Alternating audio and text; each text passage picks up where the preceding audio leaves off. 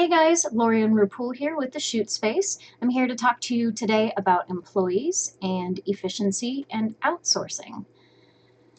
So here's a little bit of information about us. We are Indigo Silver with Jeff and Lori. That's our wedding and portrait photography brand. And we are also the Shoot Space by Jeff and Lori. And that is our photography education portal. So that is where we do mentoring, we do classes, we teach and speak at conventions. We also write articles for Shutter Magazine. So the other half of the equation, Jeff is actually not here because he is mentoring a photographer today. So you've got just me here for the video. But I'm going to talk to you a little bit more about something that we talked about in the article, and that is learning to control your expenses as far as your employees go. I wanted to dive into that in a little bit more detail. And if you don't have employees or you're not interested in having employees, there's more to this video than just a chat about employees, so stay tuned. I promise there will be some good stuff here. But for those of you who do have employees, one thing that we hear a lot about photographers who are, they're still struggling to learn the business side of things. They're still struggling to control their expenses or just learning how to do this for the first time. And so they may be in a position where they're having a hard time making ends meet, and yet they're paying for an employee. And this is a really tricky situation to be in, because if you can't afford to pay yourself, then you really shouldn't be paying somebody else as well. But the kickback that we get from that a lot is people say, but I'm too busy. I have so much work. I'm so swamped. I couldn't possibly do it without my employee. So what am I supposed to do? I can't get rid of her. I wouldn't be able to function. Well, what Jeff and I have found is that hourly employees aren't really the best solution to being swamped. And there's a few reasons for this. One is that generally when you hire an hourly employee, you usually have them be like a jack of all trades, right? So they answer the phones, they might process your images, they might respond to client emails, they might be your housekeeper, they might be in charge of emptying the trash. So they have a lot of different jobs that they do. And the thing is, when you have somebody who has a lot of different jobs like that, it's really hard to track how efficient they're being. And our goal with all of these articles is to help you learn how to run a business. And part of that is knowing how to track whether or not something's working. So you don't really have a way of knowing how much your employee is actually helping you because they're doing a lot of things, a little of a lot of things, I guess. One thing that we found when we had an employee is that her primary job was to call and process weddings. But as a jack of all trades hourly employee, she also answered the phones. She responded to anyone who might walk into the studio and have questions. She was in charge of answering miscellaneous emails and just whatever it was that Jeff or I wanted her to do. And what we found is that, she might be working on a wedding, but then the phone would ring and she'd have to answer that. And then that phone call might prompt an email that would have to be sent, or a question that she might have to bring to me or Jeff. And then randomly throughout the day, Jeff might think of an email that he needed to have sent, so he would go interrupt her and have her do that.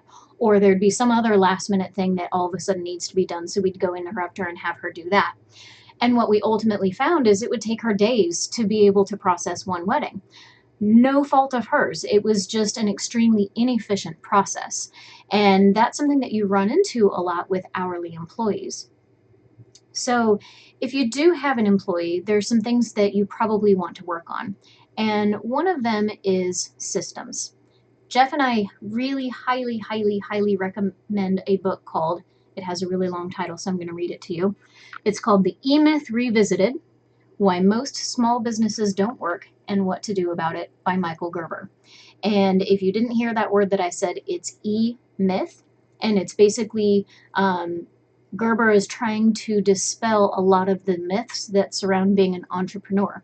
One of those is, if I'm a good photographer, then I should be successful in business. And that's just really not true. We really have to learn how to run a business in order to be successful in business. It doesn't matter how good we are at being a photographer. I'm sure some of you guys have started to hear that kind of idea. And so one of the things that Gerber talks about in his book is that in order to be more efficient, we have to learn to make systems. Because when we are the photographer and we're the CEO and we're the image editor and we're the housekeeper and we're 9,000 other different things, we often end up being distracted and interrupt ourselves throughout our own tasks, the same way that I was just describing how we interrupted our assistant with her tasks. So what we really need to do is come up with a system of learning how to do each thing in our business well. And a really good example of this would be like a fast food chain. McDonald's really became successful because they revolutionized the system of fast food.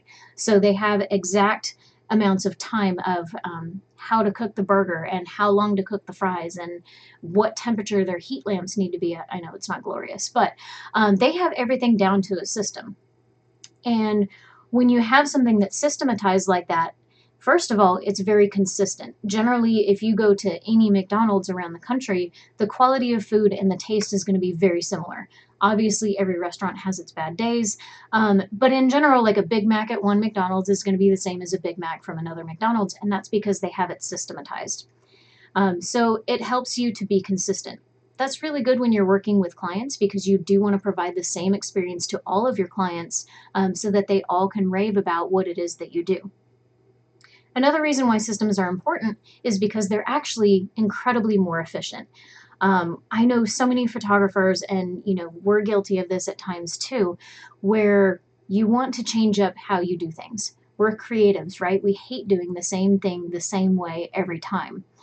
The thing is, that's really bad for business. If you edit your images a different way every time, or if you're constantly rebranding because you get tired of your logo or your branding, excuse me, packaging, or if you decide that you're going to do something in a different order every time, then you're really not being efficient.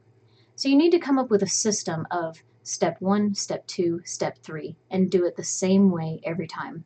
For example, when we shoot an image, a session, we have basically a system that we follow of the card gets downloaded, it gets imported into Lightroom, the images are culled first, then the remaining images are processed, then we run them through portraiture if necessary, and then we do additional Photoshop if necessary before delivering the image to the client. So we have a very set structure that we follow. When we edit images in Photoshop, like I know, for example, if I'm working an image up for print competition, I even have set steps that I go through every time. One of the first ones, I always run Noiseware. Then I do my global edits. Then I do my smaller edits. So there's a system of how to do things. And when you have a system that becomes predictable, you don't waste time trying to figure out how to do it. If you do it the same way every time, you're just going to go through it, boom, boom, boom, boom, boom, and it's going to be really fast. So that's going to be one way to help both you and your employee get better. You have to recognize that your employee needs those systems and that structure as well. And so you need to learn to let your employee do the job that you've hired them to do and not have them be at your beck and call for every little thing that pops into your mind. Now, on top of that, a lot of us as creatives, we are really prone to distraction. So I highly recommend that you learn how to minimize distractions so that you can learn to work more quickly and more efficiently. For example, if you're sitting down to cull or process a session, then I would recommend that you close your email, close your Facebook, turn off the notifications on your phone, turn the volume off on your phone, disable any little pop-ups that come up in the little bottom corner of your screen. Basically get to a point where you can be focused on doing one thing. And then try using something called the Pomodoro technique. And that is basically where you might say, okay, I'm going to work for a half hour without any distractions. So if you're processing images, for example, you sit down, you open Lightroom, and you do not leave Lightroom for anything unless the building's on fire for a half hour. Then you give yourself, say, a 10-minute break to check your email, answer the phone, go pee, get a snack, whatever it is that you need to do it within that 10 minutes, and then get back to another half-hour block. And when you learn to break things into blocks like that, you'll actually be a lot more efficient. So get rid of those distractions, work on your Pomodoro technique, work on being hyper-focused when you're working instead of trying to multitask, because we all know that multitasking does not work. All right, now I'm going to stir the pot or rock the boat a little bit and talk about outsourcing. If you do have an employee, I highly recommend that you reconsider whether or not you start to outsource some of those things and figure out whether or not there are other things you can have your employee be doing, or whether or not outsourcing may actually be a better option than having an employee. So here are my notes on outsourcing. Essentially, remember that you are the CEO of your business. You are the one with the vision. You're the one with the goals. You need to be the dreamer and the idea guy. That's your job. And you can't be doing all of those things if you're also the guy who's emptying the trash and processing the images and doing all of the menial tasks. Because as we all know, there are so many hours in the day. And if you're the type of person that's still up editing your images at 1, 2, 3 o'clock in the morning, it's because you're trying to do too many things. There just are not enough hours in the day for you to do everything.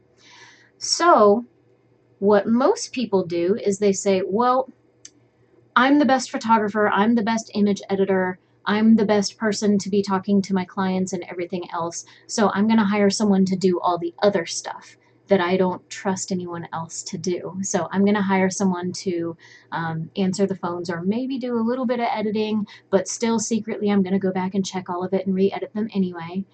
Why do you have an employee if that's what you're doing? What you need to be doing is you need to be the person who is working on your business.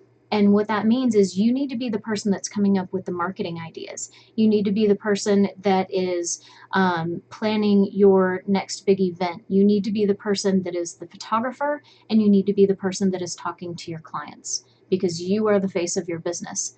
The other stuff, the stuff that most photographers have a hard time delegating to someone else, those are the things that you actually need to be giving to somebody else, because you don't need to be working for your business. You're not an hourly employee. So you hire your hourly employee, or you outsource things like image editing. Yep, we're going to talk about that. You outsource things like accounting. You outsource your design. You outsource writing your contracts.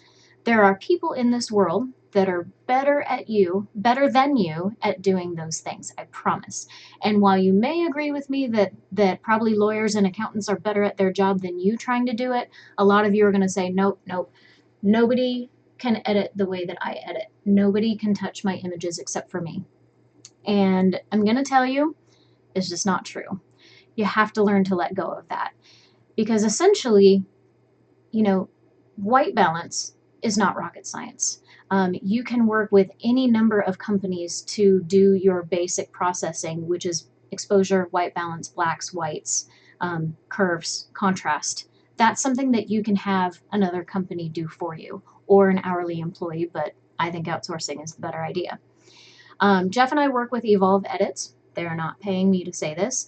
We've been with them for a couple of years. We pay them $200 a month for as many jobs as we can send them. There is no hourly employee on the face of this earth that I could pay to edit as many images as I want every month for $200. There just isn't. So right out of the gate, this is already going to be a more affordable option. On top of that, as we talked about, this is something that you can work with a company to do. So companies like Evolve, they learn your style, and you say, well, no one can edit the way that I can. They can. I promise you they can. And they're actually probably better at it than you are, because that's what they do. They have a system for editing images, and they have perfected that system. And so they're going to be able to do it faster. They're going to be able to do it better, and they're going to be more consistent at getting that same white balance and same processing on every image. It only takes a short onboarding process to be able to learn your style. So they will work with you to learn your style. I promise it'll be okay. From there, if you still have to be the person to do the final, retouching on it, that's a different conversation. I prefer, actually, speaking of efficiency, to try and get it as right in camera as much as possible, so that the majority of our images, the only thing that they need are those Lightroom tweaks.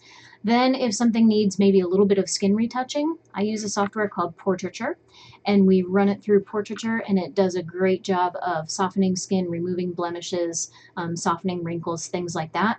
And there are settings that you can set it to, so that if you want to go Barbie doll plastic, you can go. If you want to scale it back a little bit and have it be a little bit more real, then you can go that way as well. So there are tools to be able to help you do your job faster without you having to be in Photoshop clone stamping every little pore or every little pimple.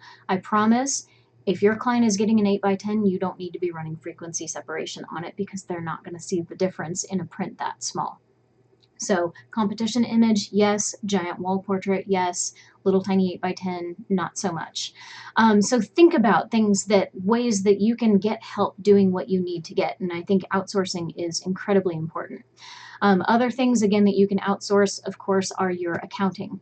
Have someone do your taxes for you. This is not something that you need to be wasting weeks, every April in order to get your taxes done. Pay someone to do it, and that's time that you get back in your business. Same thing with writing all your contracts. Same thing with designing your marketing pieces. There are a ton of websites out there like Jen's Fab or Squidju that have templates that you can buy that are already made, and they're fantastic. And all you have to do is open them up in Photoshop, maybe tweak them to match your colors, and then you've got something fully designed and ready to go. We always talk about how, our clients shouldn't be trying to take their own photos. Why are we trying to do our own design? Why are we trying to do our own copywriting? So there are so many things that you can hand off to someone else who is an expert in those things and that can do it better than you can. Now, hopefully, I'm starting to maybe inspire you a little bit to think about ways that you can get help without having an hourly employee. The question that we always get at this point is, I can't afford that. And that's a really good point, when the article that we've been talking about is specifically about cutting costs. So if I'm sitting here preaching to you about cutting costs, and then in the same breath, I'm also saying, but you should, pay somebody else to do it, how does that make sense? Well, it's actually a good question.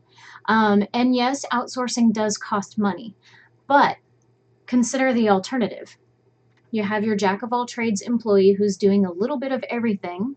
And, in the case that I gave you about our assistant, it was taking her days to edit even one wedding, when if she really sat down to do it, it should probably take like a couple of hours, right? So she's being incredibly inefficient, and we're paying her for all of those hours of inefficiency, because hourly employee, it doesn't matter how fast they do it. Really, the longer they take to do a job, the more money they make. That's kind of backwards, right? On top of that, when you have someone that's doing a little bit of everything, you can't really tie that expense to a specific job. And that's one of the goals that Jeff and I are trying to help you guys work towards when we talk about how to break down your bookkeeping and divide things into general expenses versus cost of sale.